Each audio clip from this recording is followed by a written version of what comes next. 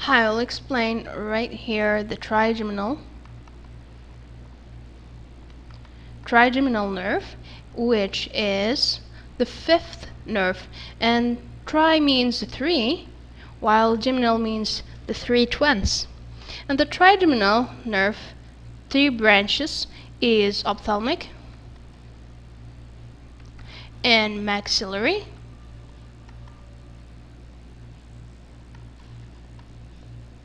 and the last one is mandibular. And those ophthalmic and maxillary are sensory, and the mandibular is sensory and motor branch.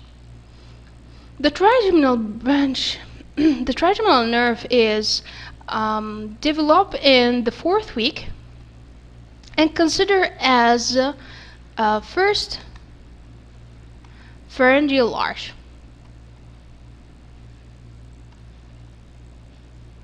So let's skip this part and goes to here. The trigeminal nerve have three sensory nuclei, which is 1, 2, and 4, and just one motor nuclei, which is in number 3.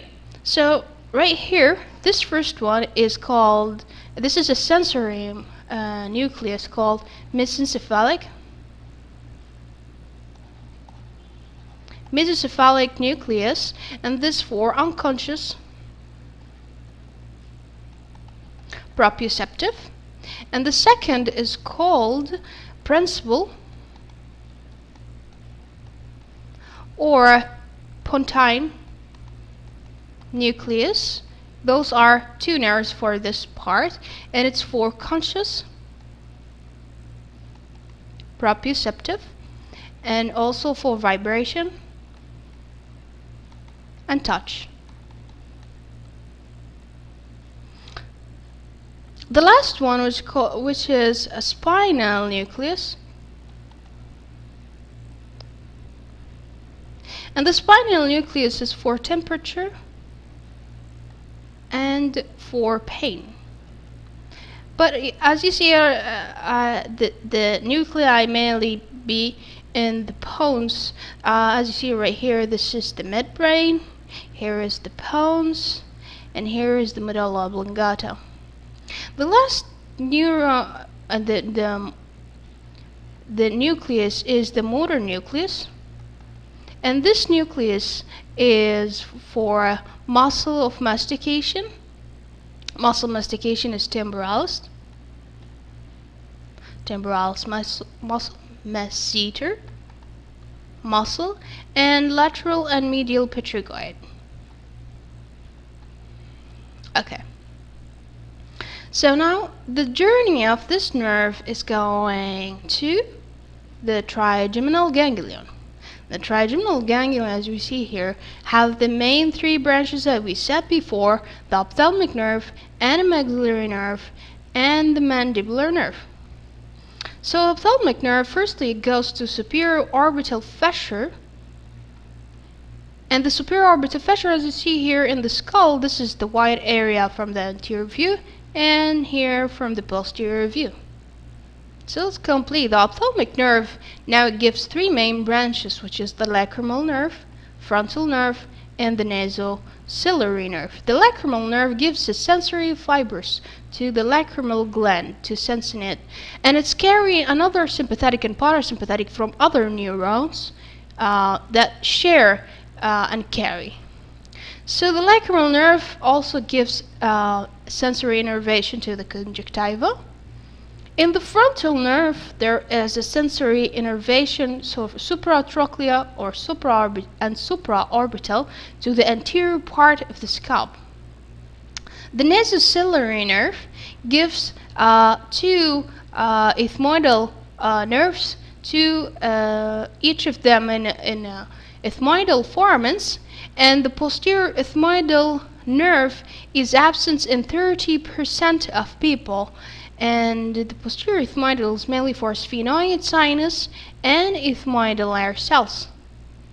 And anterior ethmoidal for anterior cranial fossa.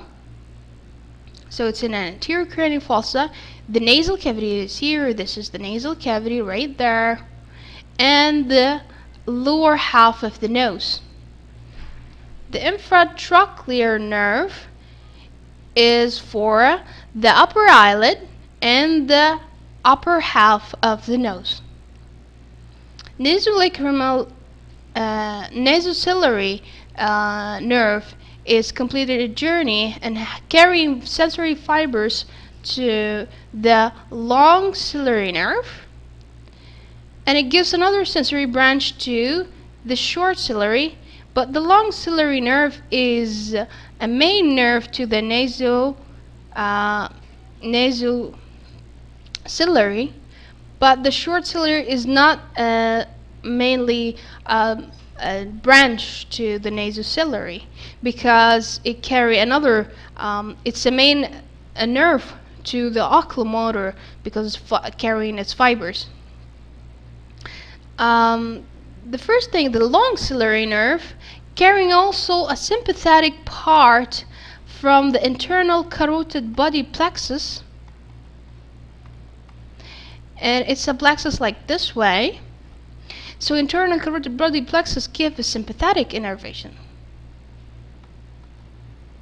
And the sympathetic innervation, those fibers goes to the long ciliary nerve, as we see right here in the pink. And this fibers goes to the long ciliary nerve, right here it causing mydriasis, which is dilation of the pupil, and this is for far vision. And the sensory fibers that goes to here is for all sensation of part of the eye. I mean the iris, the cornea, the sclera, the choroid, or the ophthalmic arteries. Also to the, if you see here, the sensory innervation to the short ciliary nerve carries to here have never no synapsing in the ciliary ganglion, and it gives a sensation to also the eye. The sympathetic here, but here the oculomotor nerve, which is the third nerve, it's a parasympathetic. And what it called, it's a synapsing in the ciliary ganglion. It's just the only one which is synapsed in the ciliary ganglion. And this parasympathetic innervation, if I add it right here, it's for meiosis. Meiosis means a constriction of the pupil, and this for near vision.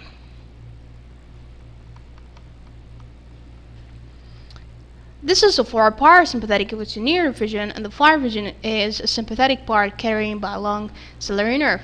Let's skip this part and goes to another nerve is the maxillary nerve. The maxillary nerve right here, it's, as we said, is a sensory.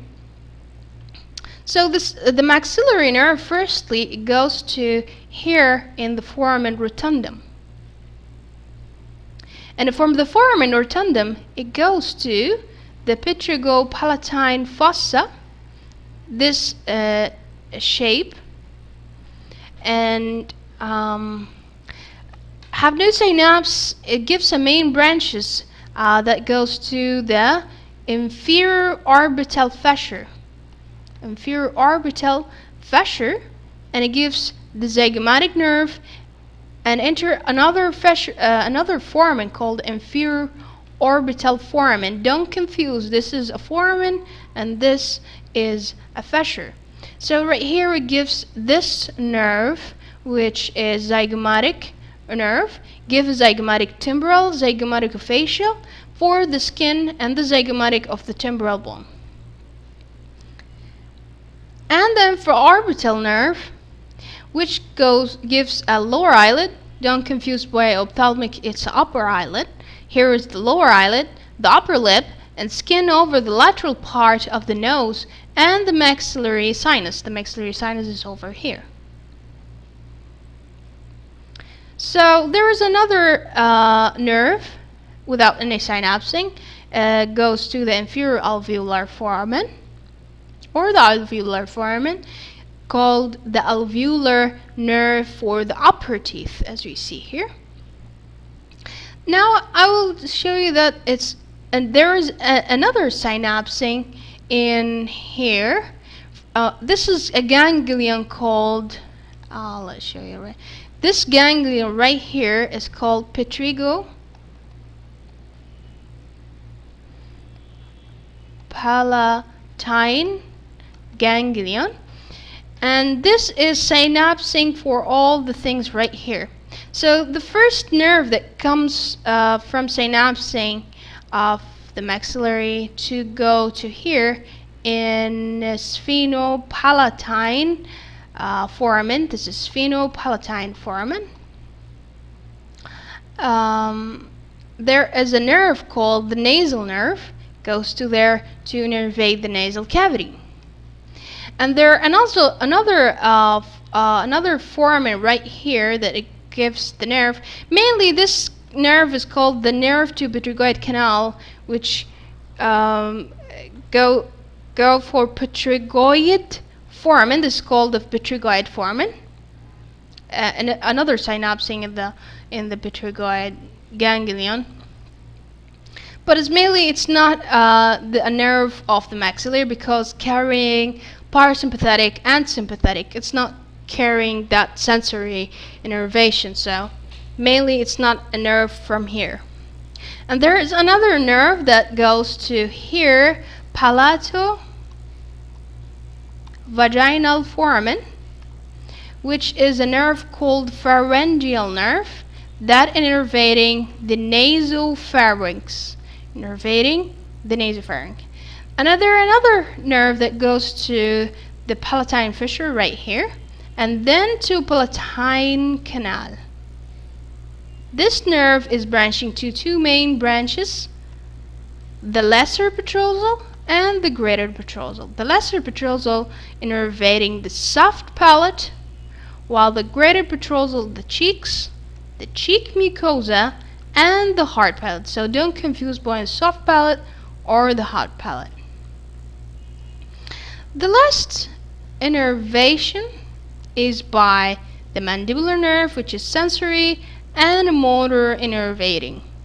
The first thing that it goes to the mandibular nerve is a foramen called foramen ovale. And the foramen ovale, where is it? It's right there, as you see here. This is the foramen ovale, where there is a branching of this nerve. The foramen ovale that comes from the mandibular nerve gives a main branches.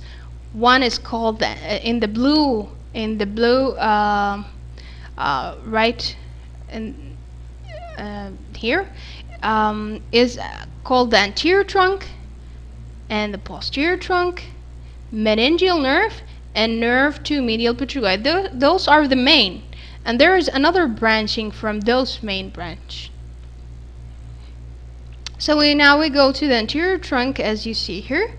So the mesenteric nerve innervating the masseter muscle. So it is a motor innervation. As we said, this is a muscle of mastication. Nerve to lateral pterygoid that innervating the lateral pterygoid muscle. And also there is a buccal nerve, the buccal nerve that innervating the oral mucosa, buccal gingiva, skin sensation, and tendon of the temporalis muscle. The tendon, not the muscle itself. The deep temporal nerve is innervating the temporalis muscle, not the tendon. It's a muscle, so it's a motor innervation. And you want to know where is the temporalis? It's from here, comes right like this, and it's kind of right here in the coronoid process of the mandible attachment. It's not right here. It's I didn't add this part, but it's inserted in there. Now another nerve is called the nerve to medial pterygoid, innervating the tensor tympani. The tensor tympani function is decreasing the loud voices that enter into the ear. And another innervation to medial pterygoid muscle and tensor veli palatini. The meningeal nerve is innervating the mastoid air cells and the middle cranial fossa. Where is the mastoid air cells? It's right there. And if you want to know where's the meningeal nerve, firstly it goes to a foramen called foramen spinosum. I will show you right here. The foramen spinosum is here. Okay, there is a branch, and then give a C shape, like a C shape branching, then goes inside again into the foramen spinosum. Now let's go to the posterior trunk. There is a main three branches of the posterior trunk, which called the auriculotemporal nerve and the lingual nerve and the inferior alveolar nerve. The posterior trunk right here, it gives a branch from the ninth, it gives up fibers that it carries to auriculotemporal nerve, is the ninth nerve called the glossopharyngeal. The glossopharyngeal nerve that goes to a ganglion called the otic ganglion. I demonstrate here the otic ganglion because it's like the way to understand, but in the reality the otic ganglion is right there, and here is the posterior trunk in the orange fibers. So you see the auriculotemporal, and this is inferior alveolar, and this is the lingual nerve, so you have not to be confused where is the otic ganglion. This is just for demonstration. And the auriculotemporal nerve carry those fibers from glossopharyngeal nerve to the parotid gland, and innervate it for motor secretion of mucus.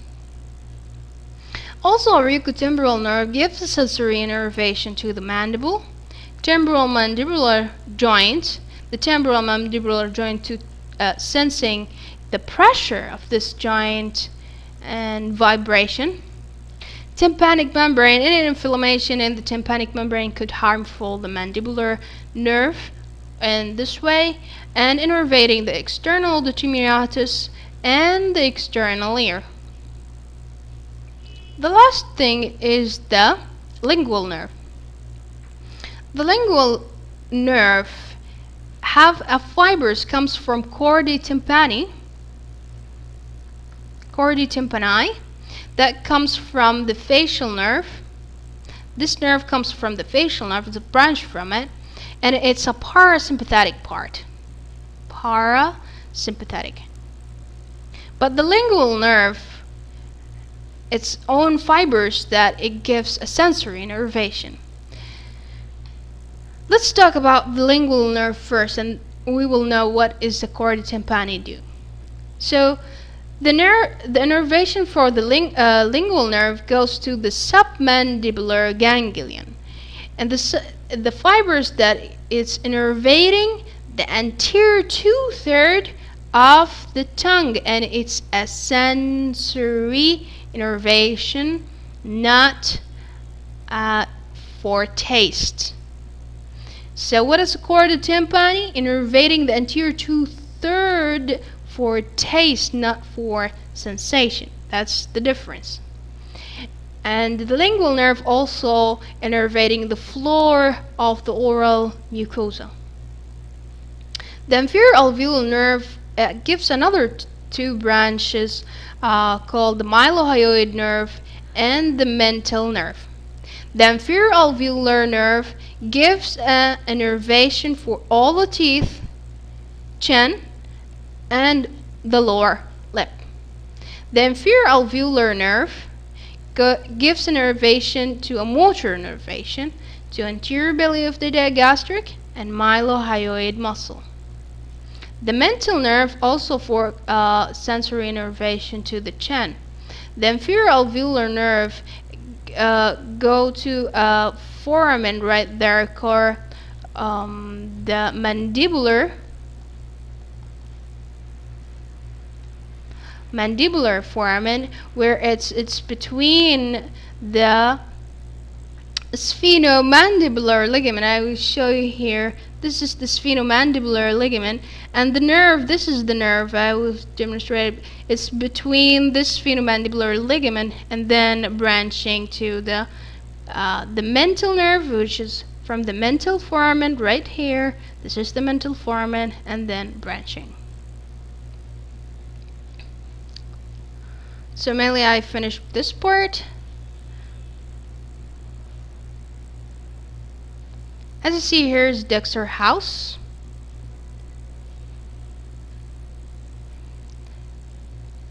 I'll demonstrate here in Dr. House face the sensory innervation of the trigeminal nerve. Here is a V1, which is the ophthalmic nerve. V2 is the maxillary nerve, and V3 it's a mandibular nerve. So the ophthalmic nerve innervating the tip of the nose, the upper eyelids, the sensory innervation of the eye, the anterior part of the scalp, the frontal sinus, which is right there, ethmoidal sinus, also anterior cranial fossa. The maxillary nerve innervating the lateral part of the nose, the teeth, upper lip, maxillary sinus right there, lower eyelid, and the middle cranial fossa. The mandibular nerve innervating the lower teeth, the lower lip, the chin, the mandible, temporomandibular joint, external of the two meatus, and the temporal fossa right there. And the mandibular nerve innervates all these areas except the angle of the mandible is not innervating by the trigeminal nerve at all. So that's I think all. Thank you for good listening.